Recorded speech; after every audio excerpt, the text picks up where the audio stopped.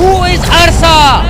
Burma میں صدیوں سے مسلمانوں پہ ظلم ہو رہا ہے کیونکہ مسلمان وہاں کی اقلیت کمیونٹی ہے، لیکن بدھ مت کا گورنمنٹ ہمیشہ مسلمانوں کو نقصان پہنچا رہا ہے۔ مسلمانوں کی نقل و حرکت پر پابندی،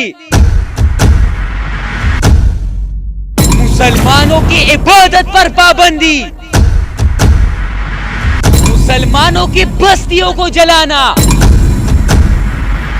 بچوں کو مارنا، نوجوانوں کو شہید کروانا، یہ سب معمولی باتیں بن گئی تھی برما میں۔ اتنا ظلم جو آپ سن کر بھی برداشت نہیں کر سکو گے، برما میں مسلمان سہ رہے ہیں۔ اراکان آرمی کی اس ظلم کی وجہ سے مسلمانوں کو اپنا گھر بار چھوڑنا پڑا۔ 7,50,000 مسلمان بنگلہ دیش میں منتقل ہو گئے اور گیمپو میں اپنا زندگی بسر کرنے لگے، اور جو روہنگیا میں رہ گئے یا تو قتل کرا دی گئی یا ان کی زندگی کو جہنم بنایا گیا۔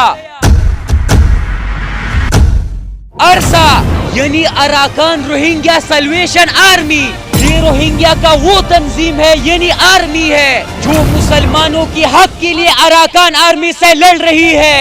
ارسا آرمی نے اراکان آرمی کا بہت نقصان کیا اور یہ جنگ شدت اختیار کر گیا، جس کی وجہ سے روہنگیا کا بہت نقصان ہوا اور اراکان آرمی کو لینے کے دینے پڑ گئے۔ ارسا کو برما کا دہشت گرد تنظیم قرار دیا گیا، مگر روہنگیا کے مسلمانوں پہ جو ظلم اراکان آرمی نے کیے تھے، اس کی وجہ سے ارسا کو مزید سپورٹ مل گئی اور یہ روہنگیا کے مسلمانوں کا بوجھ بن گیا، اور اس لڑائی کا آغاز 2016 میں شروع ہوا۔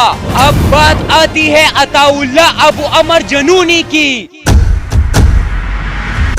عطا اللہ ابو عمر کون تھے اور اس کا ارسا آرمی سے کیا تعلق ہے؟ تو میری ایک بات یاد رکھنا، عطا اللہ کی ایک اپنی سٹوری ہے۔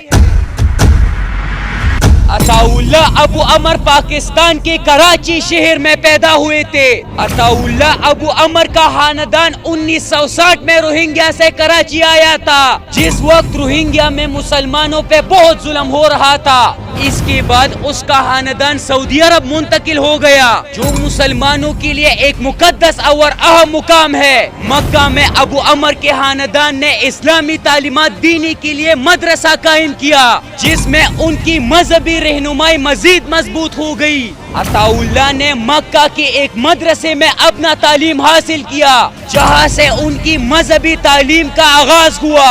اس تعلیم نے اس کو ایک رہنما بنا دیا، جو روہنگیا کمیونٹی کے لیے ایک سرپرائز سے کم نہیں تھا۔ مکہ میں عطا اللہ نے روہنگیا کمیونٹی کی امامتی کی، جو تقریباً 1,50,000 افراد پر مشتمل تھی۔ اس قیادت نے ابو عمر کو ایک شخصیت بنا دیا اور اس کے خیالات مزید مضبوط ہو گئے، اور نتیجہ یہ ہوا کہ ارسا کا لیڈر بن کے سامنے آ گئے اور پوری طاقت کے ساتھ مسلمانوں کے حق کے لیے لڑ پڑا اور دشمن کو تباہی کے موڑ پہ کھڑا کروا دیا۔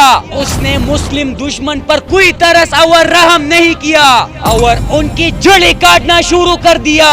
اس وقت روہنگیا مسلمانوں کو ایک امید مل گئی۔ 2017 سے اس جنگ کا آغاز ہوا اور میانمار تباہی کے راستے پہ گامزن ہو گیا۔ روہنگیا کی مسلمان عطا اللہ کو ایک مسیحا ماننے لگے اور مسلمانوں کے دلوں میں اتر گیا۔ ہزاروں مسلم دشمنوں کو موت کے گھاٹ اتار دیا اور برما میں تباہی مچ گئی، اور اس سے روہنگیا کی مسلمانوں کی زندگی کو ایک امید مل گیا۔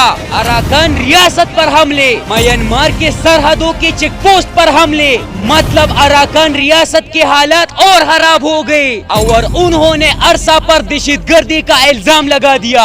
عالمی سطح پر تنقید کا سامنا کرنا پڑا ارسا کو، جبکہ ارسا قیادت کا یہ دعویٰ تھا کہ وہ مسلمانوں کی حقوق کے لیے لڑ رہی ہے، اور یہ عمل ایک بڑی جنگ میں تبدیل ہو گیا اور برما میں مسلمانوں کی نسل کشی شروع ہو گئی، اور یہ سلسلہ اب نہ رکنے والا سلسلہ بن گیا ہے، اور ساری دنیا اس ظلم کو دیکھ کر خاموش بیٹھی ہے۔ عطا اللہ ابو ابو عمر پھر بیمار ہو گیا اور گزشتہ دنوں علاج کے لیے بنگلہ دیش چلا گیا. بنگلہ دیش سیکورٹی فورس نے اس کو گرفتار کر لیا, جس سے روہنگیا کے مسلمانوں میں غم کی لہر دوڑ گئی اور مسلمان بہت پریشان ہو گئے. اب روہنگیا کے تمام مسلمان بنگلہ دیش کو ریکویسٹ کرنے لگے کہ ان کی لیڈر کو رہا کیا جائے, کیونکہ وہ ان کے لیے مسیحا سے کم نہیں تھا. اب بنگلہ دیش گورنمنٹ کو چاہیے کہ اس مسئلے کو سنجیدہ لے اور عطا اللہ ابو عمر کو ریلیز کرے, کیونکہ روہنگیا کے تمام مسلمان بے چین ہے اور یہ گرفتاری ان کی امیدوں پر پانی ڈالنا ہے, جو انتہائی افسوسناک ہے.